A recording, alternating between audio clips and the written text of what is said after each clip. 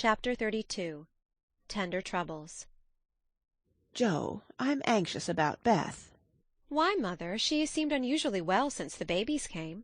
It's not her health that troubles me now, it's her spirits. I'm sure there is something on her mind, and I want you to discover what it is. What makes you think so, Mother? She sits alone a good deal, and doesn't talk to her father as much as she used. I found her crying over the babies the other day. When she sings, the songs are always sad ones, and now and then I see a look in her face that I don't understand. This isn't like Beth, and it worries me. Have you asked her about it? I have tried once or twice, but she either evaded my questions or looked so distressed that I stopped. I never force my children's confidence, and I seldom have to wait for long. Mrs. March glanced at Joe as she spoke, but the face opposite seemed quite unconscious of any secret disquietude but Beth's, and after sewing thoughtfully for a minute, Joe said, "I think she's growing up, and so begins to dream dreams and have hopes and fears and fidgets, without knowing why or being able to explain them. Why, Mother, Beth's 18, but we don't realize it, and treat her like a child, forgetting she's a woman." So she is. Dear heart, how fast you do grow up, returned her mother with a sigh and a smile. "Can't be helped, Marmee, so you must resign yourself to all sorts of worries, and let your birds hop out of the nest one by one. I promise never to hop very far, if that is any comfort to you." It's a great comfort, Joe. I always feel strong when you are at home, now Meg is gone. Beth is too feeble, and Amy too young to depend on. But when the tug comes, you are always ready. Why, you know I don't mind hard jobs much, and there must always be one scrub in a family. Amy is splendid in fine works, and I'm not, but I feel in my element when all the carpets are to be taken up, or half the family fall sick at once. Amy is distinguishing herself abroad, but if anything is amiss at home, I'm your man. I leave Beth to your hands, then, for she will open her tender little heart to her Joe sooner than to anyone else.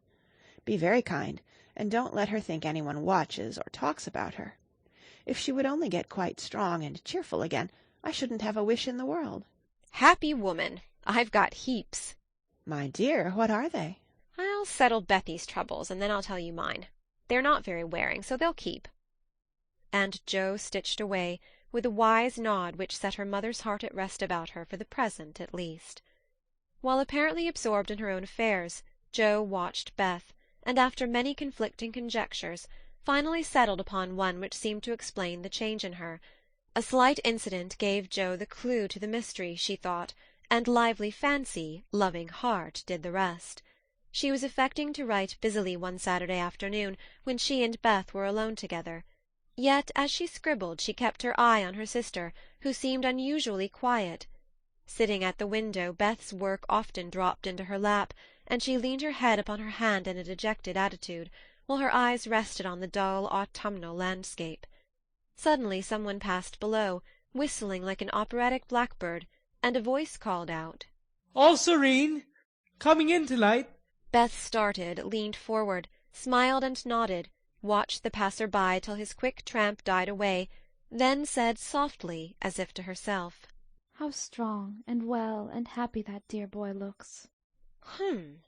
Said Joe, still intent upon her sister's face, for the bright colour faded as quickly as it came, the smile vanished, and presently a tear lay shining on the window-ledge.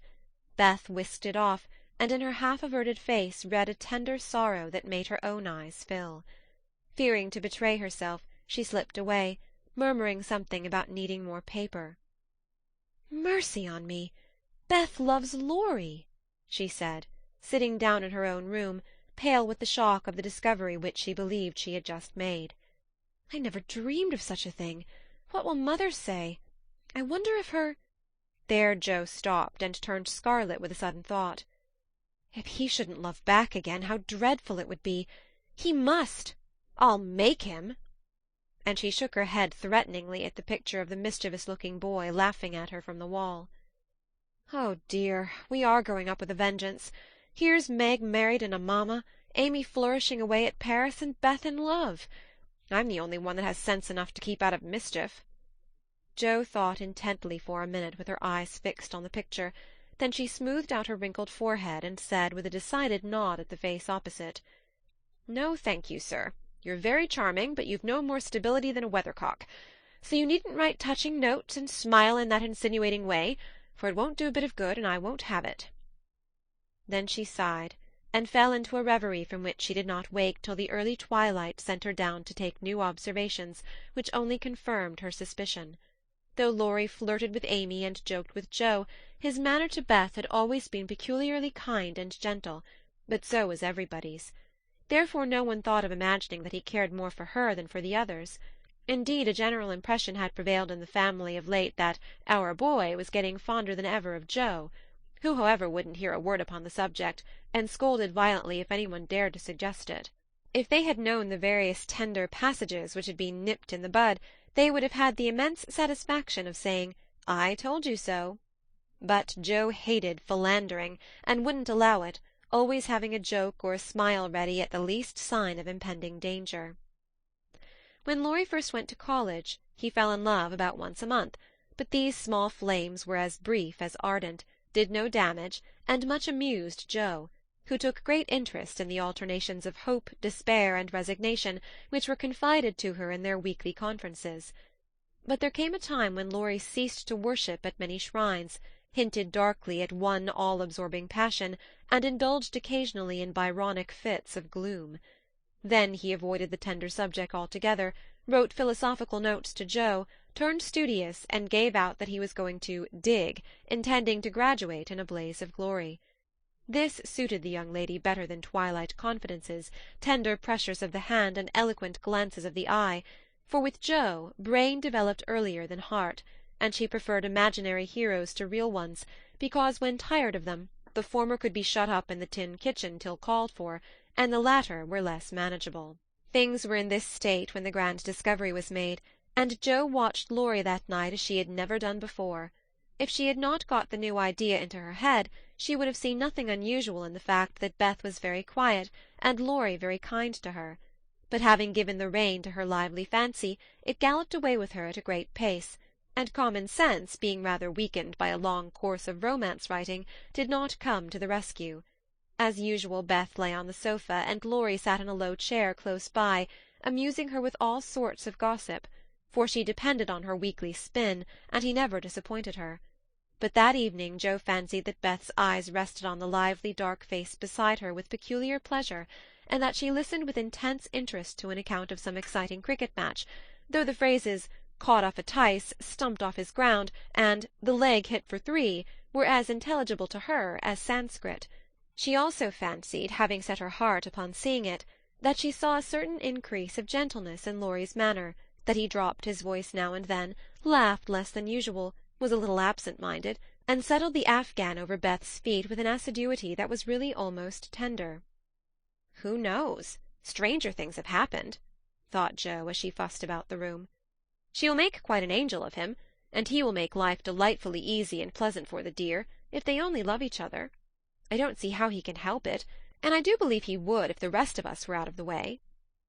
As everyone was out of the way but herself, Jo began to feel that she ought to dispose of herself with all speed. But where should she go? And burning to lay herself upon the shrine of sisterly devotion, she sat down to settle that point.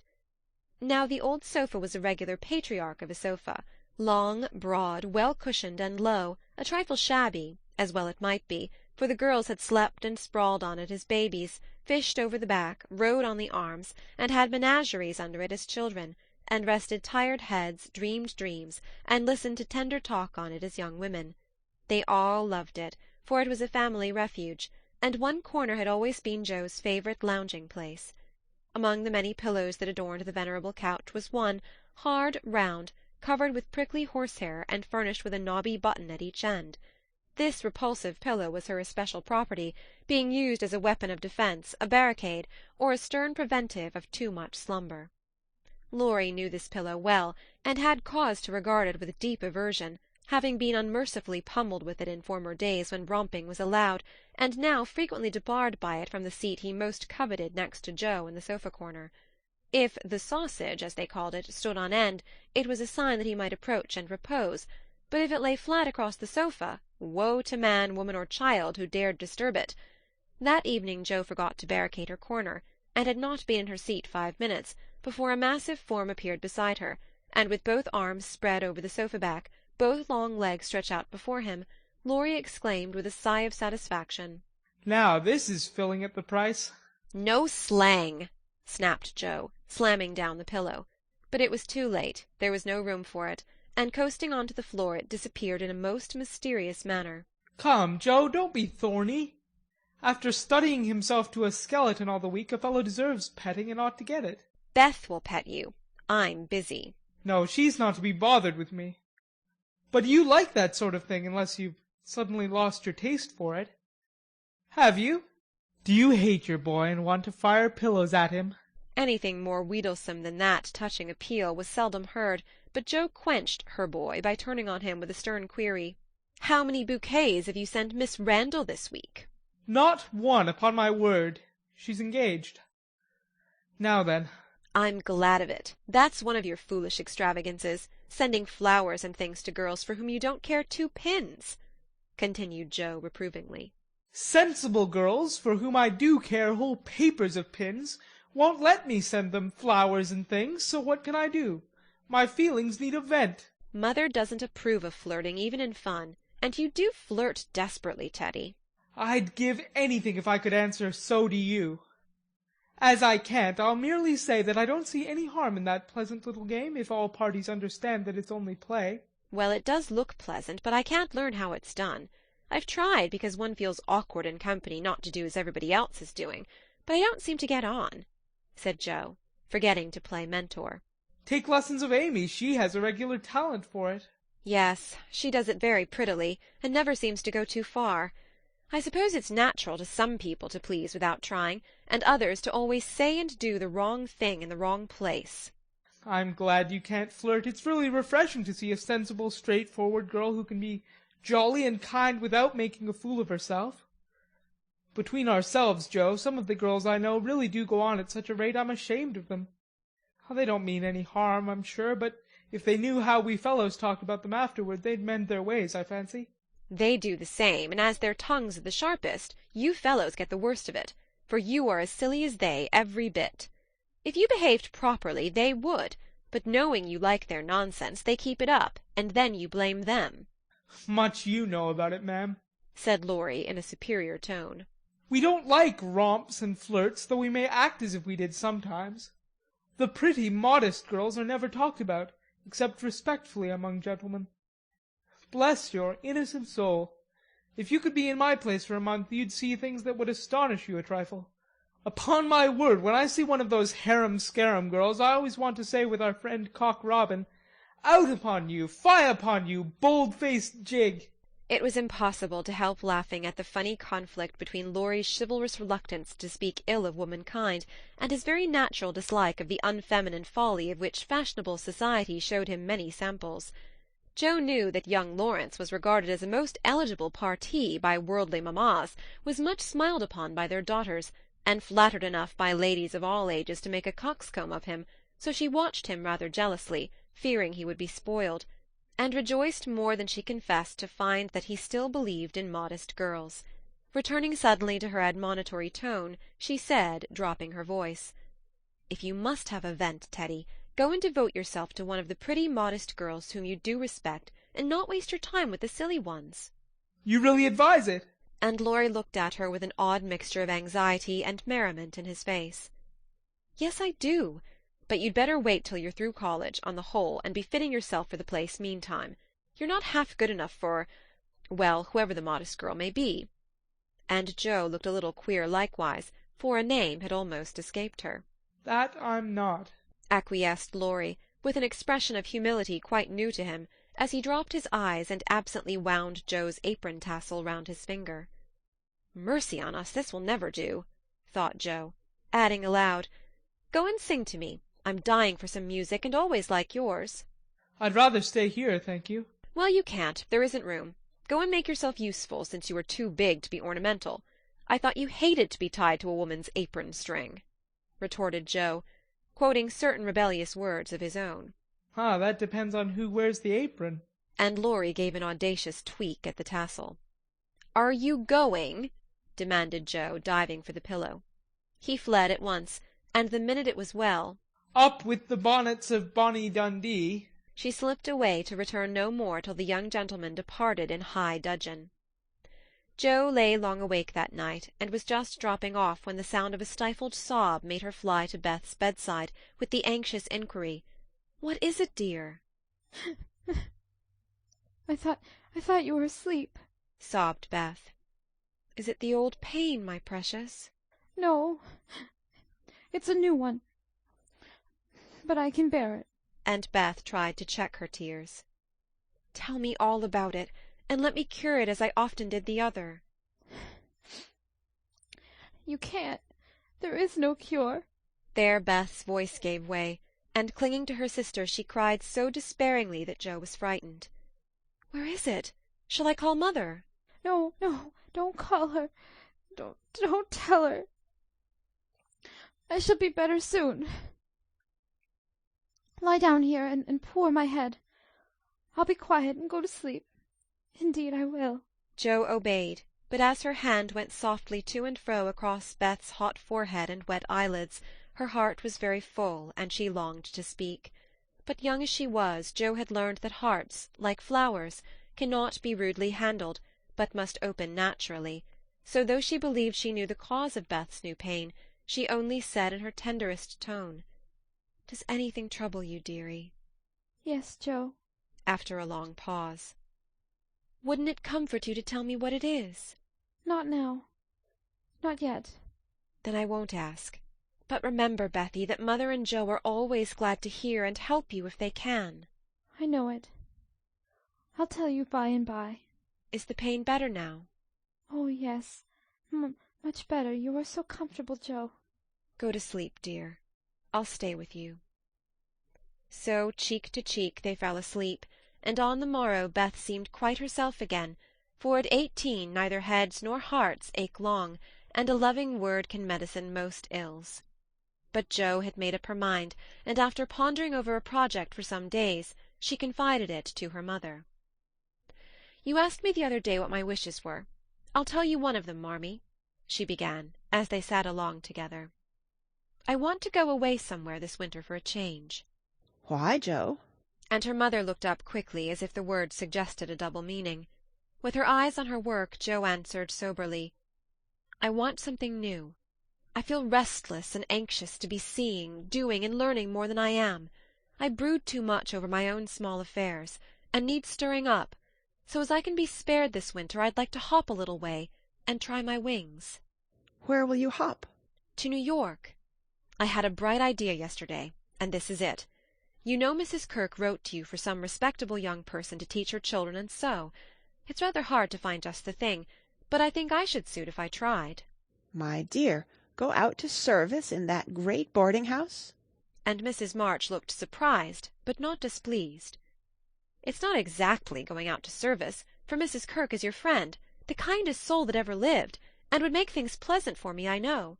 Her family is separate from the rest, and no one knows me there. Don't care if they do. It's honest work, and I'm not ashamed of it." "Nor I. But your writing?" "All the better for the change. I shall see and hear new things, get new ideas, and even if I haven't much time there, I shall bring home quantities of material for my rubbish." "I have no doubt of it. But are these your only reasons for this sudden fancy?" "No, mother." Joe looked up and Joe looked down, then said slowly, with sudden colour in her cheeks, "It may be vain and wrong to say it, but I'm afraid Laurie is getting too fond of me." "Then you don't care for him in the way it is evident he begins to care for you?" And Mrs. March looked anxious as she put the question. "Mercy, no. I love the dear boy, as I always have, and am immensely proud of him. But as for anything more, it's out of the question." "I'm glad of that, Joe." "Why, please?" "Because, dear, I don't think you suited to one another.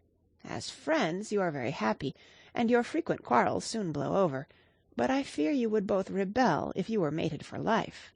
You are too much alike, and too fond of freedom, not to mention hot tempers and strong wills, to get on happily together in a relation which needs infinite patience and forbearance, as well as love."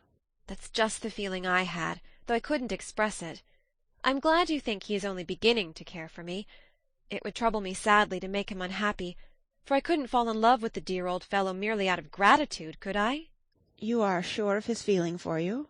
The colour deepened in Jo's cheeks as she answered, with the look of mingled pleasure, pride, and pain which young girls wear when speaking of first lovers. "I'm afraid it is so, mother. He hasn't said anything, but he looks a great deal. I think I had better go away before it comes to anything." I agree with you, and if it can be managed, you shall go. Jo looked relieved, and after a pause said, smiling, "How Mrs. Moffatt would wonder at your want of management if she knew, and how she will rejoice that Annie may still hope." Ah, Jo, mothers may differ in their management, but the hope is the same in all, the desire to see their children happy. Meg is so, and I am content with her success. You I leave to enjoy your liberty till you tire of it, for only then will you find that there is something sweeter. Amy is my chief care now, but her good sense will help her. For Beth, I indulge no hopes except that she may be well. By the way, she seems brighter this last day or two. Have you spoken to her? "Yes, she owned she had a trouble, and promised to tell me by and by. I said no more, for I think I know it." And Jo told her little story. Mrs. March shook her head, and did not take so romantic a view of the case, but looked grave, and repeated her opinion that for Laurie's sake Jo should go away for a time. "Let us say nothing about it to him till the plan is settled. Then I'll run away before he can collect his wits and be tragic. Beth must think I am going to please myself, as I am, for I can't talk about Laurie to her. But she can pet and comfort him after I'm gone, and so cure him of this romantic notion. He's been through so many little trials of the sort, he's used to it, and will soon get over his lovelornity." Jo spoke hopefully, but could not rid herself of the foreboding fear that this little trial would be harder than the others, and that Laurie would not get over his lovelornity as easily as heretofore. The plan was talked over in family council and agreed upon, for Mrs. Kirke gladly accepted Jo, and promised to make a pleasant home for her. The teaching would render her independent, and such leisure as she got might be made profitable by writing, while the new scenes and society would be both useful and agreeable. Jo liked the prospect, and was eager to be gone, for the home nest was growing too narrow for her restless nature and adventurous spirit. When all was settled, with fear and trembling she told Laurie, but to her surprise he took it very quietly. He had been graver than usual of late, but very pleasant, and when jokingly accused of turning over a new leaf, he answered soberly, "So I am, and I mean this one shall stay turned." Jo was very much relieved that one of his virtuous fits should come on just then, and made her preparations with a lightened heart, for Beth seemed more cheerful, and hoped she was doing the best for all. "One thing I leave in your especial care," she said, the night before she left. You mean your papers? Asked Beth. "No, my boy. Be very good to him, won't you?" Of course I will. But I can't fill your place, and he'll miss you sadly. "It won't hurt him. So remember, I leave him in your charge, to plague, pet, and keep in order." I'll do my best, for your sake," promised Beth, wondering why Jo looked at her so queerly. When Laurie said good-bye, he whispered significantly, "It won't do a bit of good, Jo. My eye is on you, so mind what you do, or I'll come and bring you home."